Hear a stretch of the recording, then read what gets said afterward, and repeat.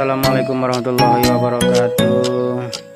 Masih bersama TN Channel. Kali ini berada di kawasan Tangkit, Kabupaten Muara Jambi, guys. Kita sedang berkunjung ke kawasan ini untuk melihat usaha peternak puyuh petelur kepunyaan Bapak Sarwo Edi, atau juga yang mempunyai channel YouTube Edi Puyuh Jambi, guys. Untuk itu kita lihat peternakan burung puyuh ini, dan jangan lupa subscribe, guys. Yuk ikutin terus. Kalau saya ternak ini dari tahun 2016 ya sampai sekarang, perkiraan saya sudah 8 atau 7 tahun berjalan lah ya sekarang. Jadi kalau untuk ternak ini ya sering kali juga saya sampaikan ke rekan-rekan juga, ke kawan-kawan juga, kalau yang namanya kita mau membangun usaha atau mau membangun UMKM untuk kita sendiri, ya yang pertama itu jangan ragu, jangan ragu. Bahkan malah terkadang banyak yang bilang ini itu harus modal besar. Enggak juga. Enggak juga. Kalau dulu sejarah awal ini terkadang saya sampai nggak bisa terpikir ya, kok bisa seperti ini.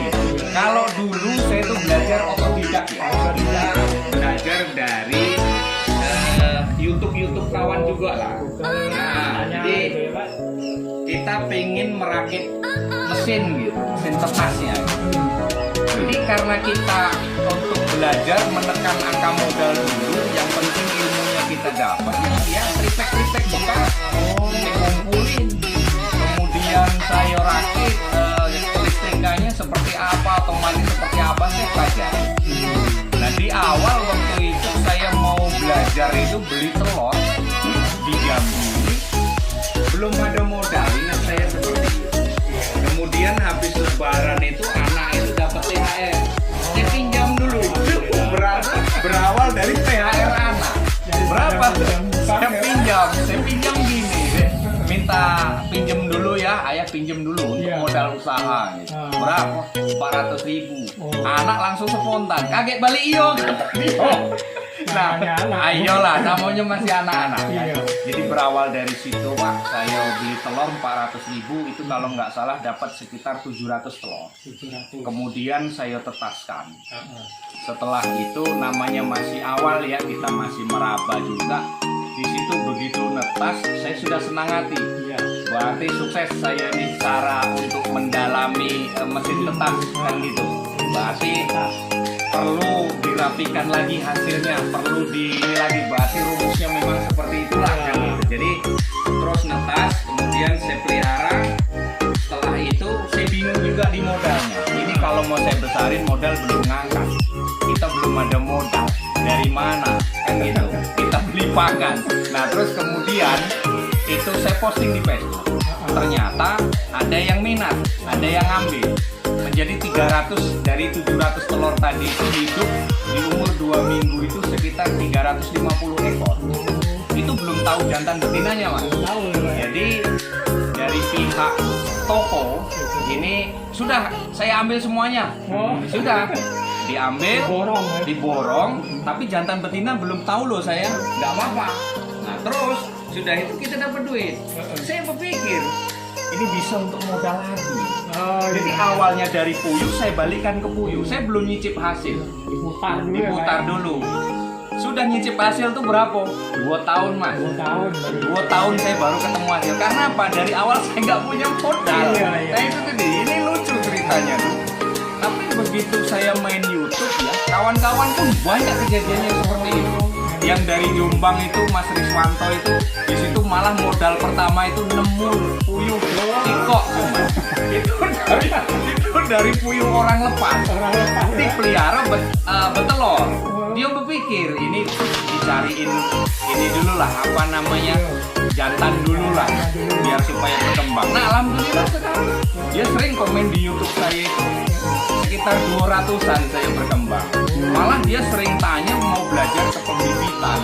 Jadi kawan-kawan itu yang mungkin mau membangun usaha untuk mandiri, usaha untuk sampingan ya, istilahnya kita untuk menambah dapur lah, beli garam lah atau beli apa itu ya nggak apa-apa sih kalau untuk sampingan gitu.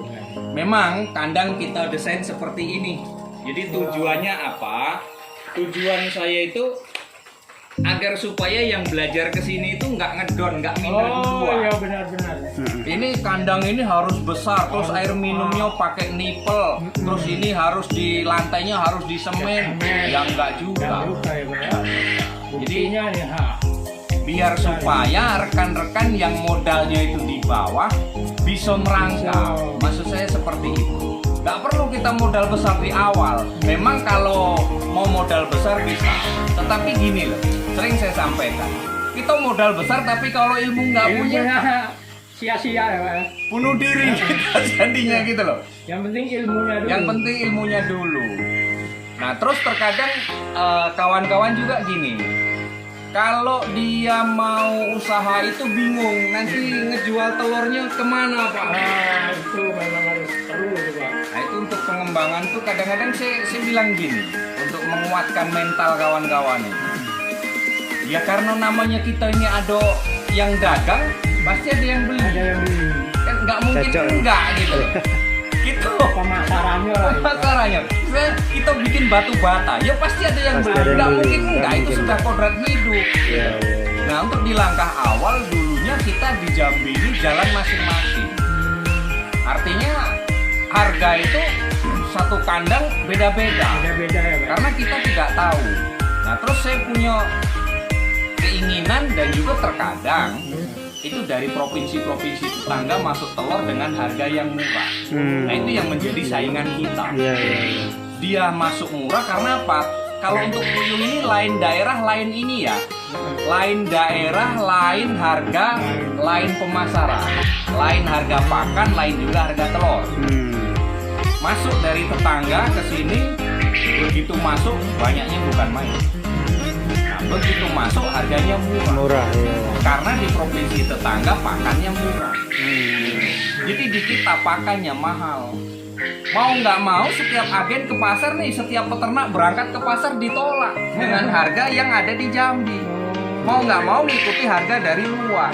Ternyata nggak ketemu gitu loh. Nah dari situ saya mulai berpikir, ini kalau nggak kita bikin asosiasi, kita nggak bikin kelompok, kita menemui siapa? Kalau kita ngadu ke pemerintah, hanya cuman bermodalkan kita sendirian, ya nggak mungkin digubris, gitu loh.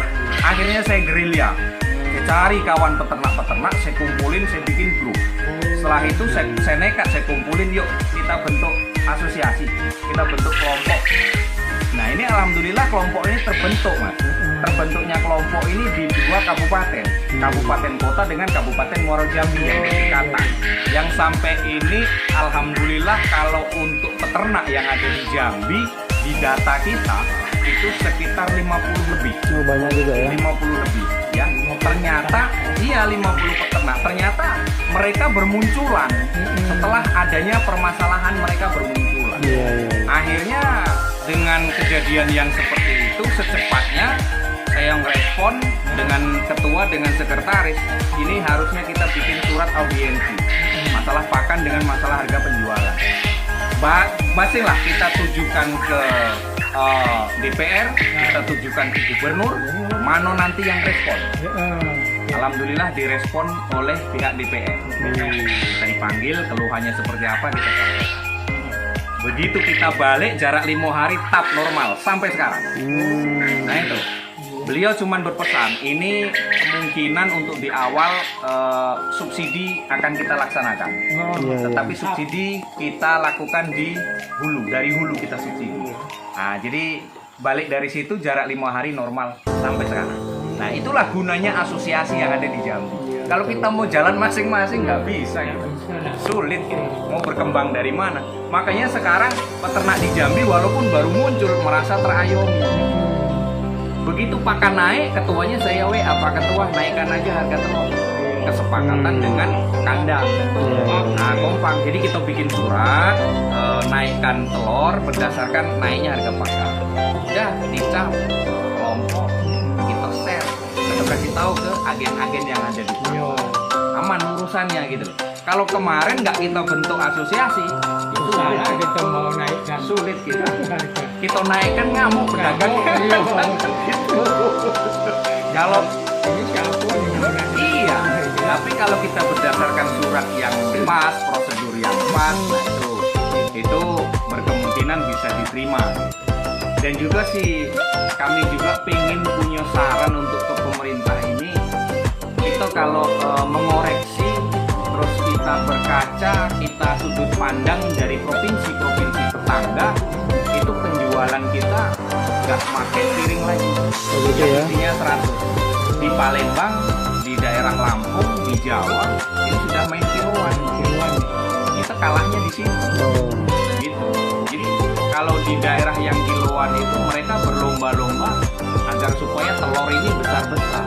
Oh gitu. Karena kiloan. Tapi kalau kita harga telurnya besar, begitu kita masukkan di piring, ya pecah. Karena kan sesuai. Gitu. Oh, jadi bisa dibesarkan telurnya. Bisa, tapi ya nggak terlalu besar banget lah. Dia masih sedang lah, cuman dia kalau masuk di piringan telur itu jelas dia nggak mudah. Bisa pecah. Iya. Sebenarnya kalau untuk puyuh ini terkadang juga kenapa kok kawan-kawan itu banyak yang sebabnya apa? Nggak ketemunya di mana? Terkadang gitu. Secara ilmu teori ya, itu di atas kertas kita perhitungannya ketemu secara teori. Nanti biaya perawatan berapa, biaya produksi berapa, itu ketemu, biaya pakan itu berapa, ya sebenarnya ketemu. Ketemunya apa? Puyuh ini kalau sudah dia produktif, sudah bertelur, itu dalam per hari ini kalau jenis yang kita pelihara ya, Lexer Antum, ini rata-rata makan dia itu 22 gram Per hari ya. per hari satunya. Jadi kalau puyuh itu 100 berarti kan 2 kilo 2 gram kan gitu. Ya. Nah terus harga pakan sekarang berapa kan ketahuan. Nah terus dalam 100 itu dia bertelur sehari berapa kan ketahuan. Nah terus telur ini harga jual berapa dikurangi harga pakan, masih punya keuntungan nggak gitu. Kalau nggak punya keuntungan nggak usah diterusin. Untuk apa usaha kok nggak ada untung gitu.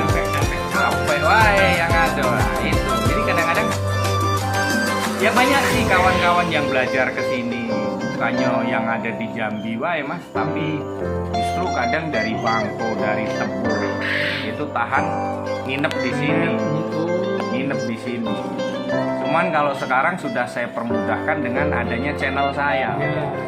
Ya, channelnya Edi Puyuh Jambi. Nah, itu silahkan kalau untuk peternak-peternak yang mungkin masih belajar, yang mungkin masih kebingungan, ya silahkan saja cari saja di video. Subscribe-nya jangan lupa. Kalau rekan-rekan itu subscribe, tekan tombol lonceng, setidaknya nanti apa yang saya upload akan mengikuti. Selalu dapat notifikasi. Selalu Ya. dapat pemberitahuan dari pihak saya, dari channel. Jadi nggak perlu lagi mau tanya kemana nggak perlu tanya. Bisa belajar gratis. Iya, cuman alhamdulillah semenjak saya buka channel ini malah pusing saya. Malah pusing saya. Dari mana-mana itu tanya. Kalau nggak kita jawab, kita ini Iyalah. sombong. Kan gitu. Begitu kita jawab, yang tanya ini bukan main banyak ya. Olahan jadinya. Terkadang yang nanya itu yang dari jauh-jauh ya, yang dari Bulukumba kemarin, Timur Leste juga masuk, Malaysia juga masuk, dari Kalimantan, Sungai Ayak, Pangkalan Embun, itu semuanya komen, Pak kalau ini ketemu ini begini. Nah, emang ya kita ya harus siap karena kita sudah terjun ke YouTube. Kita harus siap.